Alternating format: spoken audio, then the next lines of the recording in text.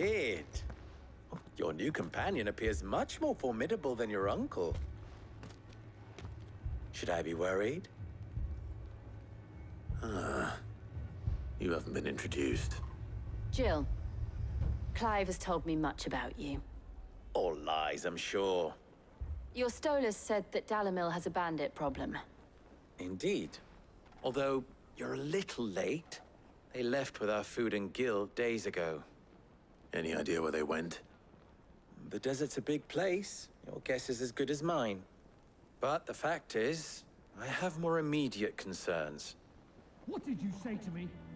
What did you say? Ah, as if by magic. Let's just say we've yet to reach a consensus about how to solve Dalamil's little problem. And at this rate, it won't be the actions of the bandits which prove to be our undoing. It will be our own. Now, I've tried reasoning with the dissenting parties, but even the Desert Hare has limits. Perhaps we could talk to them. What makes you think they'll listen to us? What makes you think they won't? She makes a fair point, Sid. And you won't have wasted much of your precious time if you fail. They're just across the courtyard.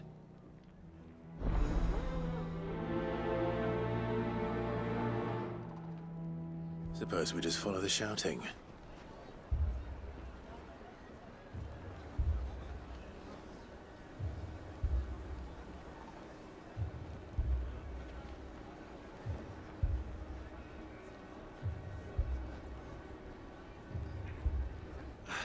They're both as stubborn as the lover's pox, and every bit as irritating. The more one insists on their proposed plan of action, the more the other rails against it. Oh, they've successfully split the town asunder just when we should be standing as one.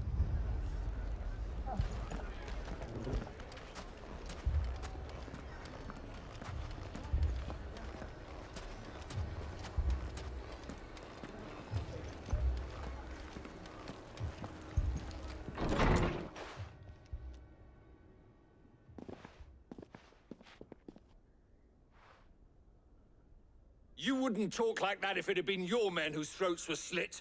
Blood for blood, it's the only way. We hire mercenaries and have them mount the bandits' heads on our walls as a lesson to the rest. And what happens when those mercenaries are slaughtered like your men? Are you going to hire more? We're better off using that coin to buy food and supplies. If we hire mercenaries, the only thing we're buying is the bandit's ire. And you cannot fill empty bellies with that. Do you hear me? But what happens when they come back? Maybe it'll be your throat that's slit. That's enough. Both of you. Any more of this and I'll throw you out myself. Come back when you're ready to talk like adults.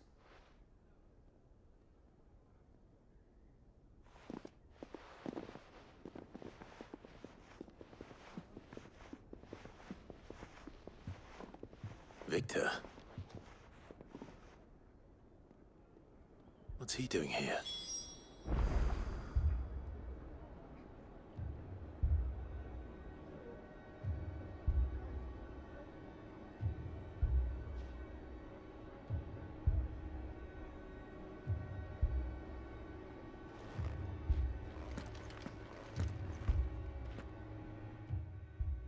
Sid. And Lady Jill. What brings you here? I was about to ask you the same thing. Costness is in chaos, and the markets have all but ceased to operate. The Briar's Kiss here in Dalamil is the only place I can reliably obtain supplies. I was here to do just that when Master Lubor told me of his troubles. He thought I might be able to talk some sense into these fools. But if you're here, I suppose his patience must be waning.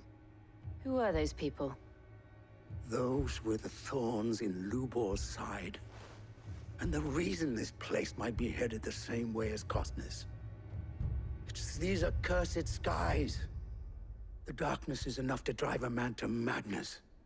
Or an entire city, for that matter. We're still working on the skies. But in the meantime, perhaps we can find a solution to Dalamil's problems. I hope so. For all our sakes.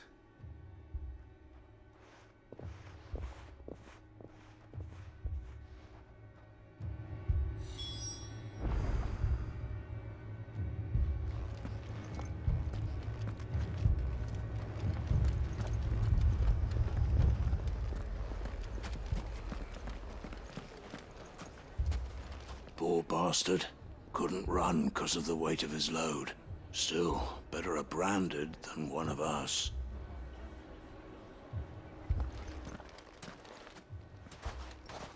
So, you see my predicament?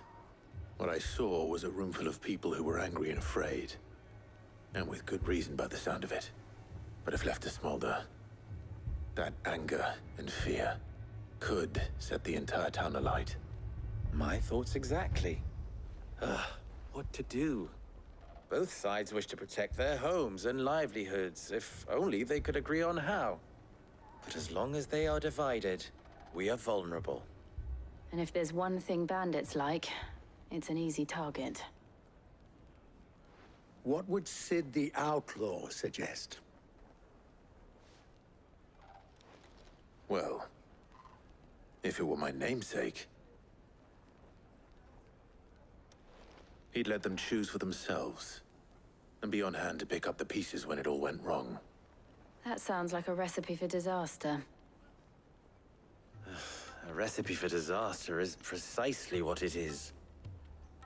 But perhaps that realization would be enough to make them question the ingredients. While it's plain neither Conrad nor Natalie will countenance the other's proposal, it may still be possible to make them doubt their own. Before presenting them with a third option. And that would be? To pool our resources and save the city ourselves. Why fight each other? When all that fear and anger can be directed at the bandits. It appears we have a plan of action. Victor, pay Conrad a visit. See if you can't convince him of his folly. I'll speak with Natalie. As you wish. Your faces are not well known in this town. That may prove useful. Don't worry, Victor and I will do most of the talking. You need only play along. Play along.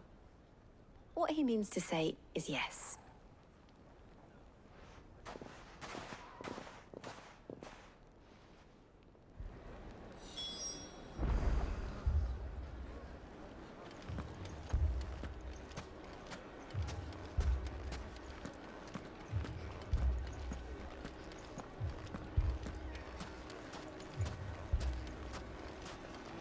Picture it, Conrad.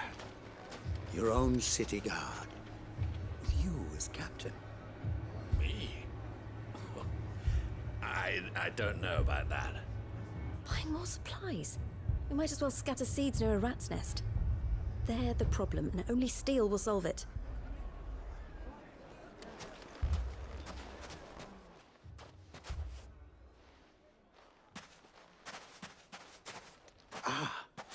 Here she is. The Lady of the Spear herself. Conrad, may I introduce you to Jane, commander of the Red Wings, the oldest mercenary guild in the Free Cities. A pleasure, my lady. The pleasure is all mine. As I told you, I summoned the commander here from Canver to inquire about a contract. Victor says you told him no. That there aren't any men left to hire. Is that true? True as the crystals cracked. Nobles came and claimed every last one worth his salt. And not just from us Red Wings. You know of the 7 high houses. There must be 2 swords assigned each one. Granted, we have a few boys left. If it's boys you're looking for. Well, Conrad, are you saying that Dalamil's finest cannot defend this town better than a gaggle of unblooded striplings?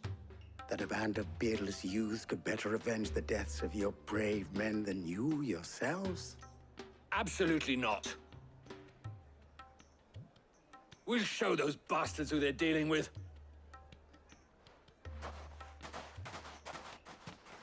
I can't believe that actually worked. Conrad's not what you call the brightest candle in the crypt. And there's a reason why I had you do the talking and not Sid. Well played, my lady.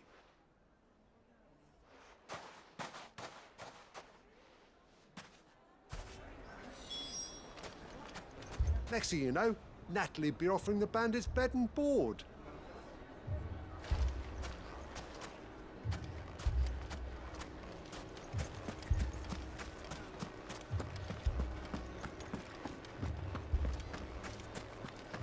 shop? If I had my pickaxe, I would... I mean, it may still be possible to buy something, and we may yet be allowed to keep it. Yeah, never poke a hornet's nest, they say. Conrad's going to get us all killed. Natalie, we mustn't do anything to provoke them. Ah, here he is now. Natalie, allow me to introduce Lord Underhill of Randalar's prestigious League of Merchants. Lord Underhill. At your service. Underhill. I was just telling the good lady of our conversation, my lord, and how you were lamenting the state of the capital's stores. Lubor says that not only are the granaries almost empty, but that war and the Blight mean this season's harvest won't be enough to fill them for winter. Indeed, certainly that is the case. The nobles in the capital are buying up the city's stocks of barley and wine, driving the prices higher than most commoners can afford. It is only a matter of time before the peasants revolt. It is worse than I thought. If what Lord Underhill says is true, I fear we have little hope of supplementing our stores, meager though they regrettably are. And while I applaud your endeavors to dissuade our more bellicose citizens from seeking vengeance, I sense Conrad is not wrong in his assessment of the bandits' likely return. Which means that now, more than ever, we will need to secure what little we still have. Food, weapons, herbs, everything. If our humble town is to endure not only this hardship, but those that are certain to follow, we must stand united. All right. If it will help to protect my home, I'll do it. But you needn't have gone through this charade.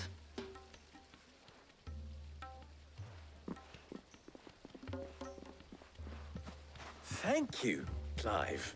Your performance was nothing if not workmanlike. She saw right through it. I didn't say it was good, merely that it produced the desired effect. Now, my scouts should be returning shortly.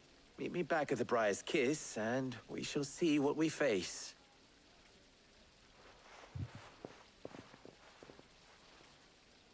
I'm not convinced our roles in this ruse were entirely necessary. It appears I have don't no know. choice but to do what Conrad seemed quite taken with you. and what little we have. There's truly no chance for us to restock our supplies. We need a plan. That's it then. We shall have to do this the hard way.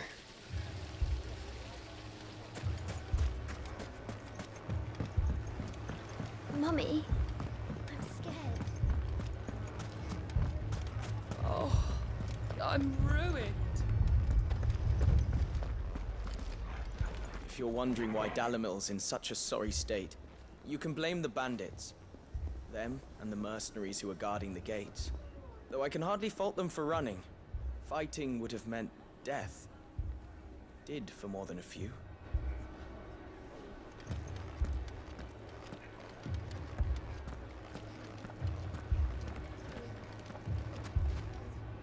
Good news, Sid. Both Conrad and Natalie have somewhat gracefully accepted their new roles. With time, they may even learn to. Time no longer appears to be the luxury it was before lunch.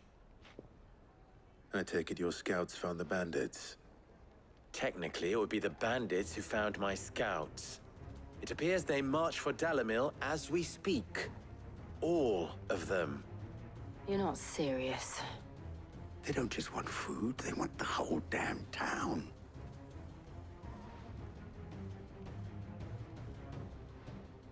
I have a favor to ask. I'm told the bandits march in two groups, one from the south and one from the desert, in a move doubtless intended to stretch our already gossamer-thin defenses. Very well. Jill and I will meet those from the desert. But what of the rest? The rest, my friend, the city shall fight. Together. Stakes, I concede, are high. But if this does not unite Dalimil, nothing will. That is a lot of faith to put into those who had their hands around each other's throats but a moment ago. Then it will be for us to see that their hands are kept occupied. And I do mean us. I thought you might say that. We'll hold them off for as long as we can. And we will do the same.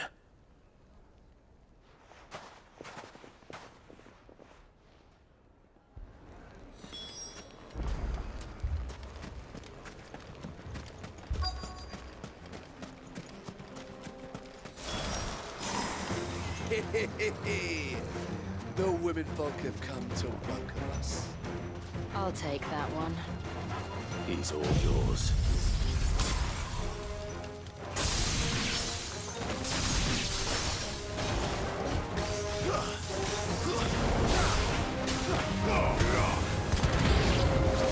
They mean to overwhelm us.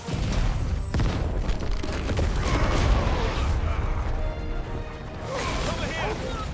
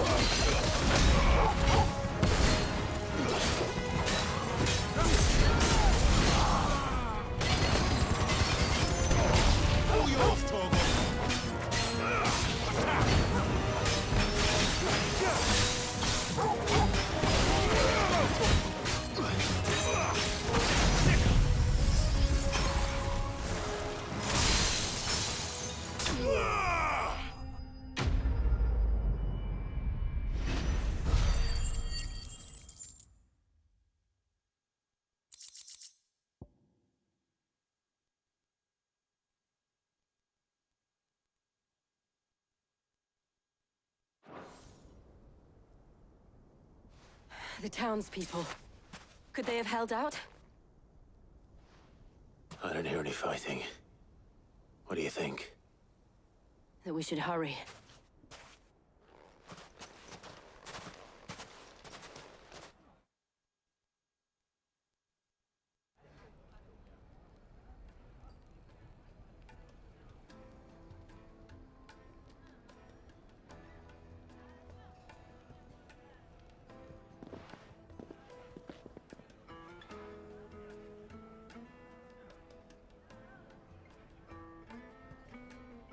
Natalie, I owe you an apology.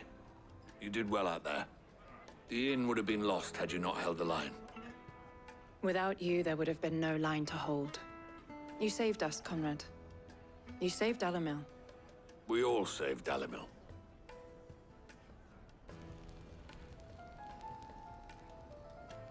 Conrad seems to have had a change of heart. I'd say they both have. I take it from your presence that our visitors from the desert won't be joining us either. Pity. The plan worked, Sid. Granted, it only took an army of bloodthirsty bandits at our gate. Calm now, Victor. Why quibble over the details? We are united, and that is all that matters. As for you, Sid, you fight considerably better than you act. I'll take that as a compliment.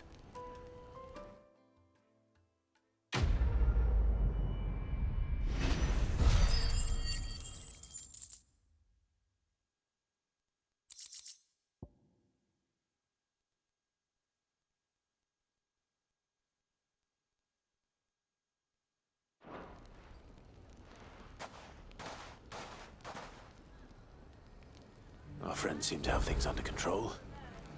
For now, at least. Let's go and put Otto's mind at rest.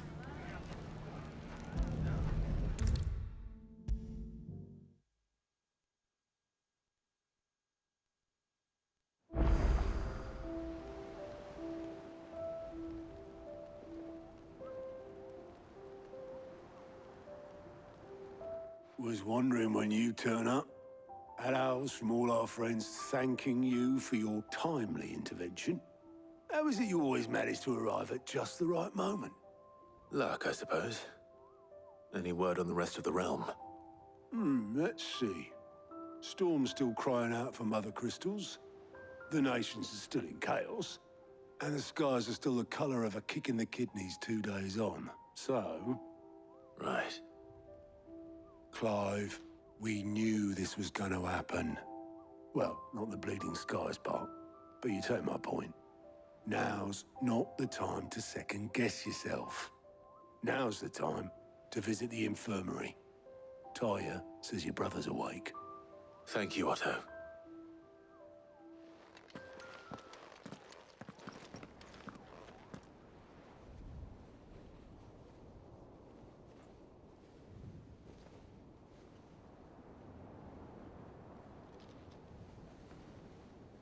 So it was not Sylvester, but Olivier who served as Ultima's puppet. And when Dion learned of this, he sought to slay the fiend.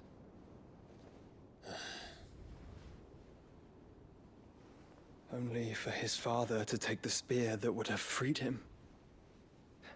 Enough to drive a man to madness. Small wonder he hasn't stirred. I would be afraid to wake. Had I but reached out to him sooner, warned him of the threat Ultima posed. But now, both an empire and her prince lie broken. Joshua, what do you know of Ultima?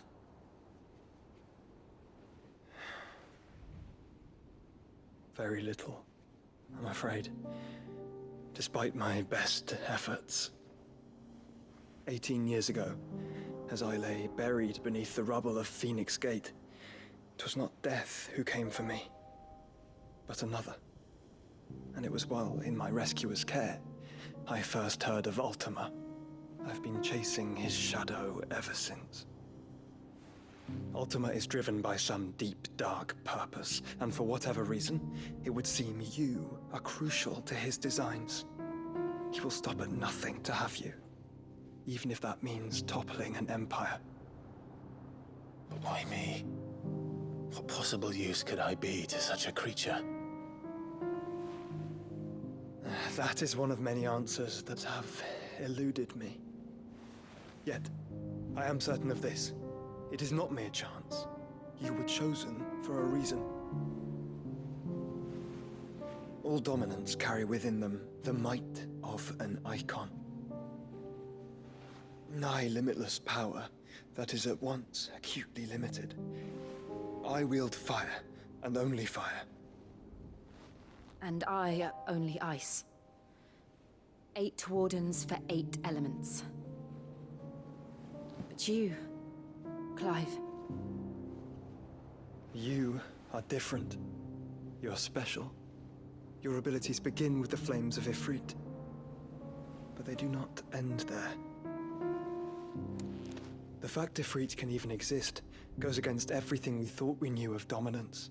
Perhaps Ultima has been waiting for one such as you, whose potential is truly limitless. I've encountered that thing several times now. If it or he, as you say, needs me, why hasn't he claimed me as he did the boy? Were I to hazard a guess, I'd say the two of you are somehow incompatible. His mind not properly attuned to your body. His mind? Mind, awareness, spirit, call it what you wish. But I believe Ultima to be an embodiment of the concept. It is why I struggle and fail to contain him here inside me. I'm sorry. Inside you? With every setting sun, I feel my strength wane. And though the Phoenix's flames mend the prison I have made for Ultima, they do so at a cost. We must find a means to bring an end to him before I meet my own. What were you thinking?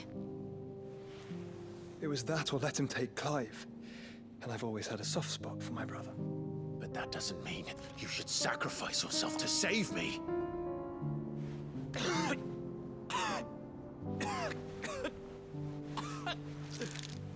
Joshua. Clive, it's Gav. There's an army of Akashic at the gates of Canver.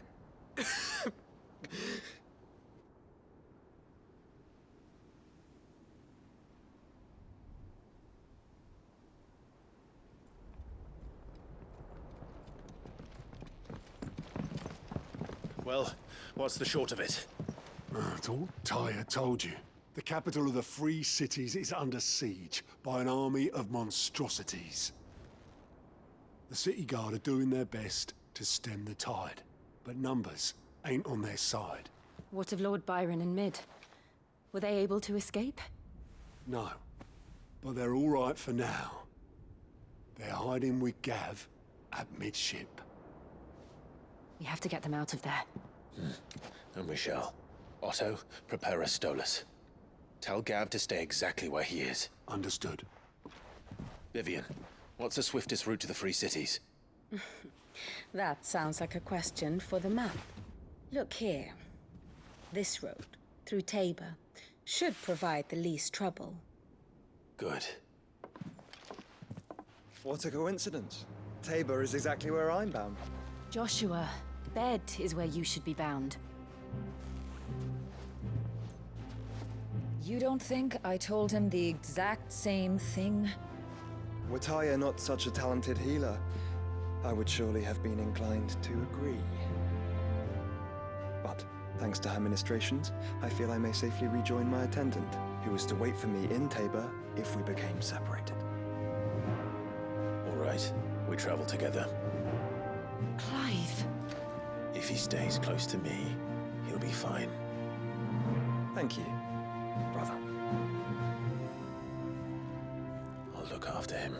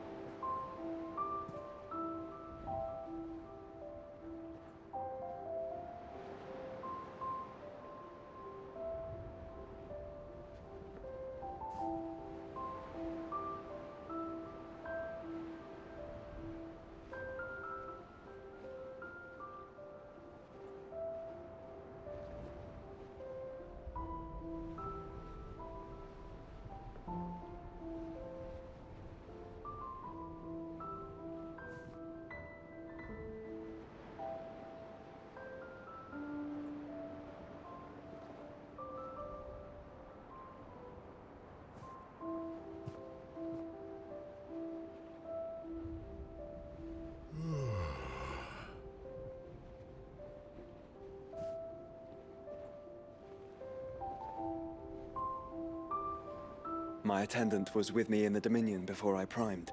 She would have watched the battle unfold and witnessed its outcome. I trust you'll be waiting for me in Tabor, where I can finally introduce you. You know how I feel about this, but your brother's stubbornness knows no bounds. I'm starting to think it runs in the family.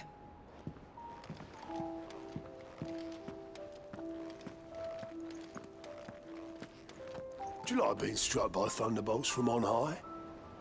Then don't let anything happen to Mid. Yeah?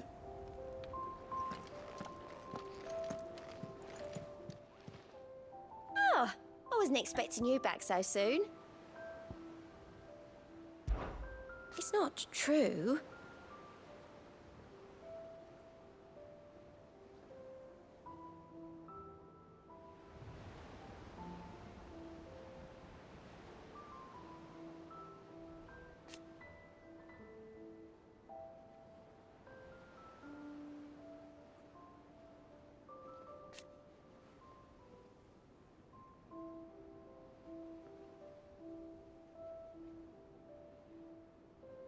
lost so much already.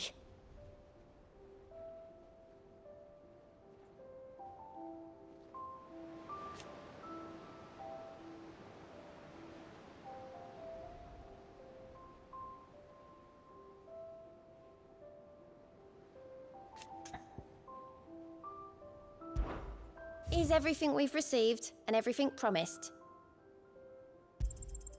You earned this.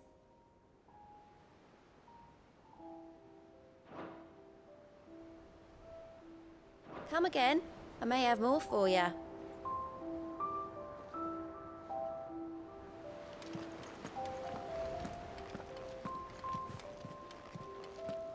We've sent Cursebreakers to Martha's Rest, Dalamil, and Northreach. Hopefully they can help maintain the peace. Or at least a semblance of it.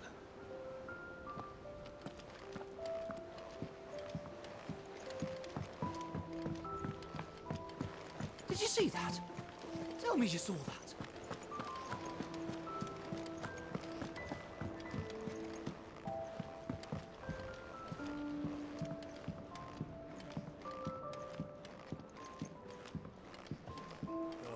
The battle cries of dread one time.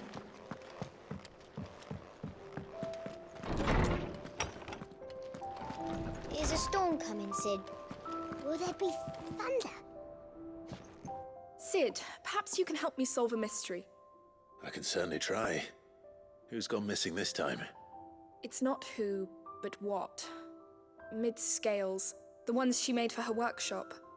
I borrowed them to teach the little ones about weight, and shortly after the lesson, well, they vanished. My first thought was that they'd taken them off somewhere to play, but when I asked, they swore they had nothing to do with their having disappeared.